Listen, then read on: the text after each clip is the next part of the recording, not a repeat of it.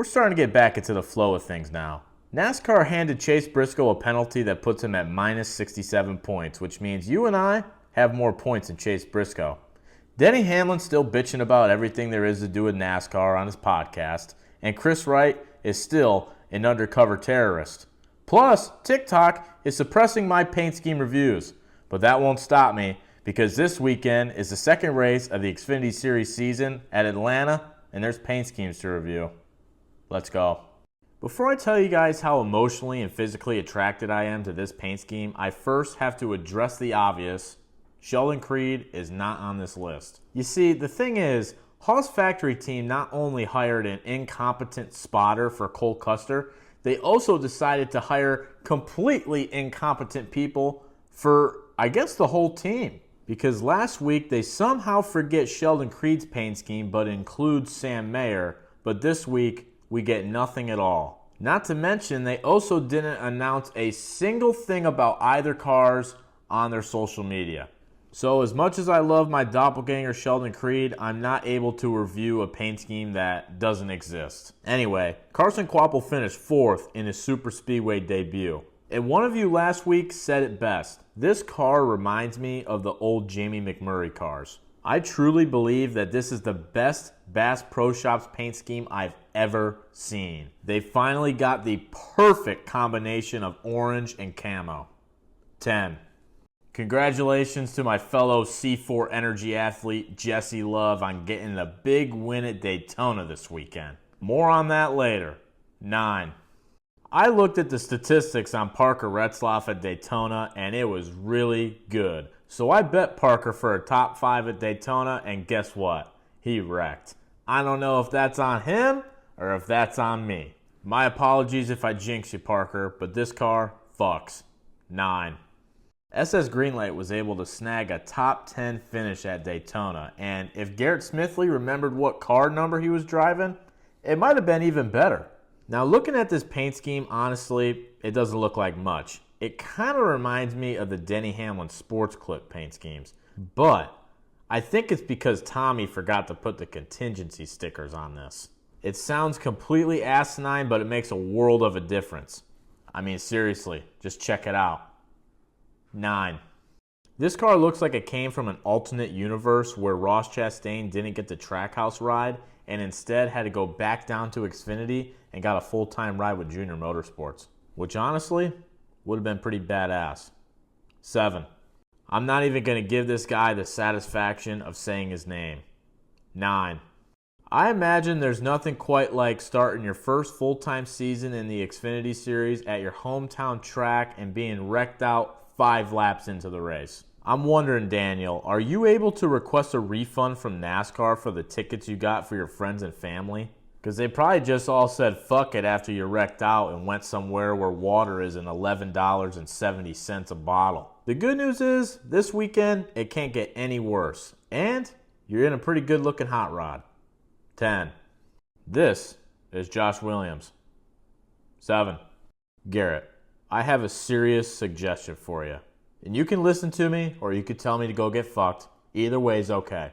I think it's time to change your pit sign. I mean, you have ran for a lot of different teams with a lot of different numbers, so maybe it's time to have an object to look for on pit road instead of a number. Maybe something like, I don't know, a pair of glasses or a contact case. Better yet, maybe one of those sticks that the blind use. The fortunate thing for you though, Garrett, is that Osama bin Chris Wright exists. Because if it weren't for him forgetting that race cars come equipped with brake pedals, you would have had the most embarrassing moment on pit road.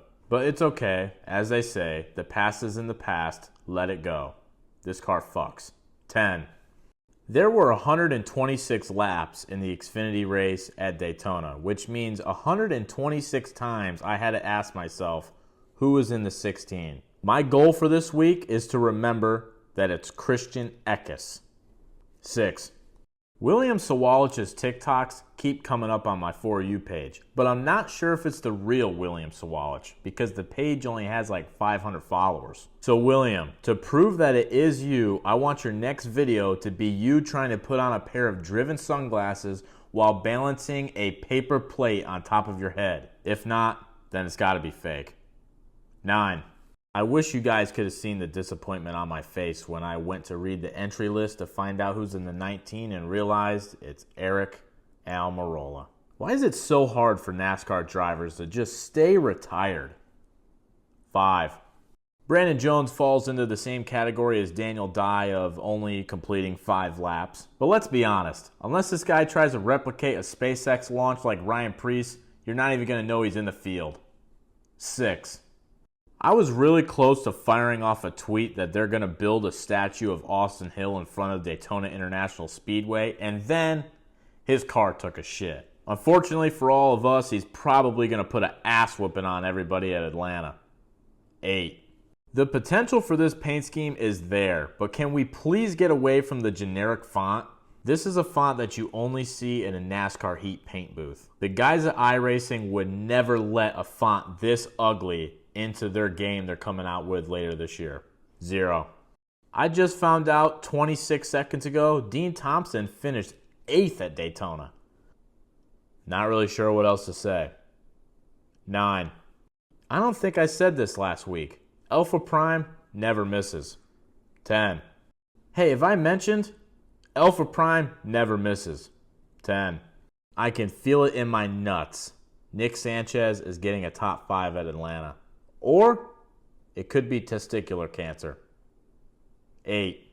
Jeremy Clements is coming off the quietest 9th place finish ever, and he signed on with Driven for another season. 9. So Mason Maggio is running this Joey Gase Motorsports car, and I just had to put it in here because I've never seen numbers so low on a door in my life. I seriously hope someone fucked up and they're going to change this. The paint scheme itself, I love it. It's great. But the number? I mean, are we serious? Let me zoom in on this. At this point, just put the number underneath the car. I've obviously never done a wrap on a race car before, but I feel like I could have put this number on better if I did it with my eyes closed. Just amazed. Wow. 0. My brain also can't comprehend that this is not Ty Gibbs. I think that testicular cancer has finally reached my brain. 6. So I know one of the boys over at DGM Racing, and he posted this picture on his Twitter today. Now this is a good warning to everyone. You gotta be careful. Don't let Chris Wright drive your Ford Ranger. Nah, seriously though, glad you're okay, buddy. Maybe Mario will let you borrow a race car to drive back and forth to work for now. Car reminds me of the Bee movie. 10. Does anybody have an update on the condition of Connor Zilich's head? The guys at Junior Motorsports make super safe race cars, but they can't protect their drivers from everything. It's really unfortunate, but Connor hit his head really hard at Daytona. Off the ambulance door. Now that wasn't very Lightning McQueen of you. 9. Josh Blicky got sent from the entrance of pit road at Daytona all the way down the street to the men's warehouse where the asshole that fitted me for my tux for my wedding works. Fuck that guy. He was a prick. And he still somehow finished 14th. You're a wizard, Harry. 7. Who is CJ McLaughlin's wife? I saw her videos a million times this weekend. 8. I'm not sure if this car should be running at New Smyrna or Volusia, but it definitely should not be in the Xfinity series. The number just does not fit. 3. And Big Baby Scumbag Paint Scheme of the Week goes to... Money in my face, what? Hoes in my face, what? Pocket full of money, I ain't running out of space. What? Mama said, baby, you done came a long way. Woo. Still eating ramen noodles, bitch, I like the taste.